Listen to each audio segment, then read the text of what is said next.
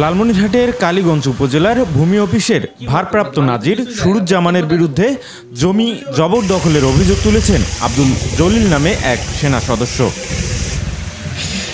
সোমবার বিকেলে কালীগঞ্জ প্রেস ক্লাবে এক সংবাদ সম্মেলনে আব্দুল জলিলের পক্ষে লিখিত বক্তব্যে এমন অভিযোগ করেন তার পুত্র বাইজুদুল ইসলাম লিটন ওরফে সুমন।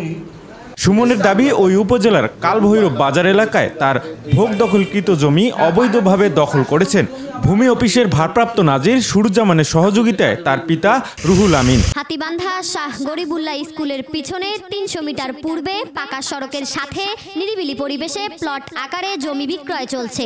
আগ্রহীরা স্ক্রিনে দেয়া নাম্বারে যোগাযোগ করুন।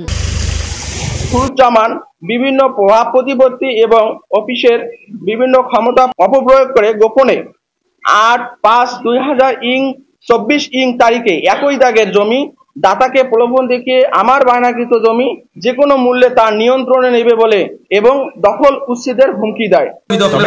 এসব অভিযোগ অস্বীকার করেছেন সুরুজ্জামান। আমার ক্ষমতাটা কোথায় অপব্যবহার হলো আমি তো এটাই জানি না, মানে আমি কি ক্ষমতা প্রয়োগ করলাম সেটাই তো বুঝতেছি না ভাই। এল নিউজ অনলাইন, লালমনিরহাট।